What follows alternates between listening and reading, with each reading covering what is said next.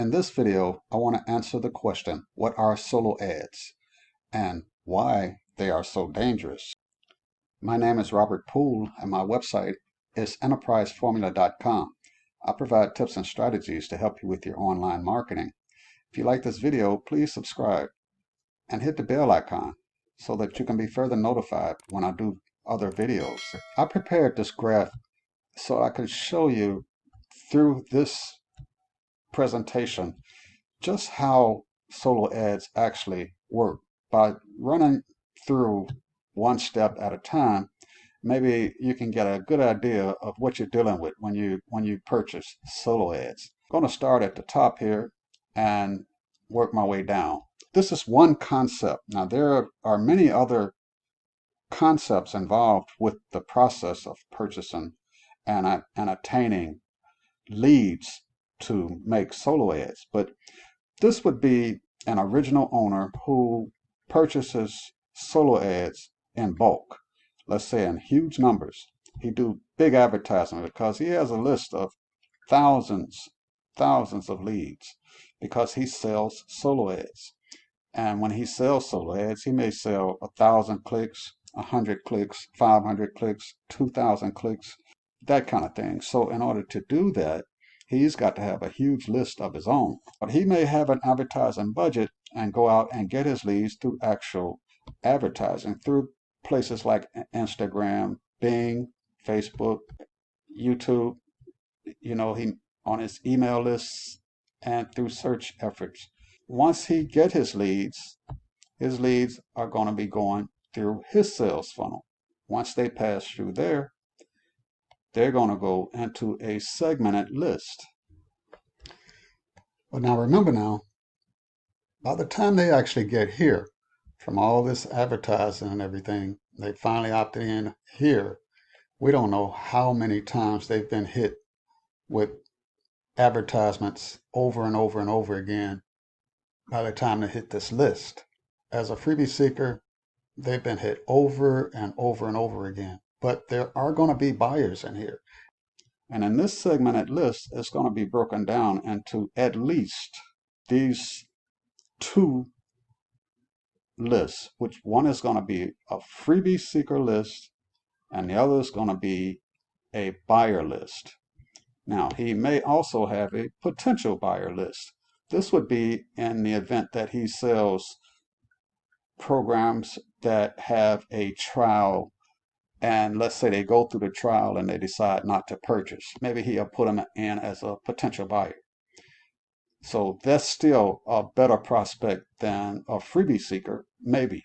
The next thing is he's got three lists here. He's got the freebie seeker, the buyer, and the potential buyer. With his freebie seeker list, he creates a solo ad list. Now you'll notice in the solo ad list, of course, there are no buyer leads there and no potential buyers, just freebie seekers.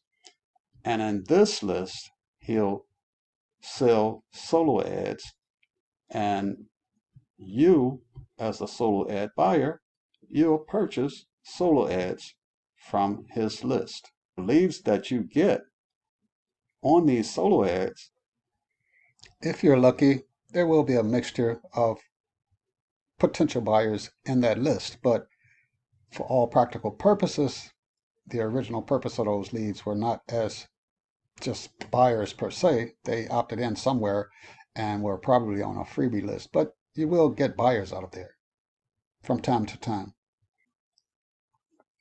A buyer's list is the same as walking around with a checkbook in your pocket that you can fill in the blanks whenever you want to. If you have a buyer's list of people that you have put together through your efforts, now they know, like, and trust you, and they know that they can count on you to send them recommendations that are going to be useful to them because you've always done that and they've been on your list. You can pretty much print money on demand with a list like that.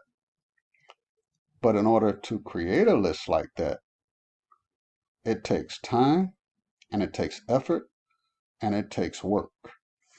And part of that work is what he's doing right here when he creates these lists. If he's got a buyer here, that buyer could be worth thousands to him. Anytime you got a buyer on your list, you have no idea how much that buyer might be worth. But, there have been research and studies shown, I've heard numbers like the average buyer can be worth at least anywhere from $50 to $2,000 just by staying on your list because they buy from you over and over again because they trust you. There are some solo ad providers out there that they claim that they have buyer leads in their solo ads, and they just may have buyer leads there. But that's where your search is going to be if you decide to go with solo ads, is to find a solo ad vendor that's not going to have his setup exactly like this. He may have something like this where he has some of his buyers actually go to the solo ad list. Maybe a few. The only way you can tell is to go out there and start spending your money and buying solo ads. But I'm here to tell you that this is what you're going to get most of the time, not this. You're not going to get this. You're going to get this. Because the open rate for solo ads is terrible. And even when people do open your emails, they don't even know you. So now you have to go through the whole process of trying to establish a relationship with them. And the way they received your email in the first place was not through them actually looking for you. They found your lead by it being sent in the way of a solo ad. A lot of times those just go to the spam box. I mean, there's just so many things wrong with trying to use solo ads.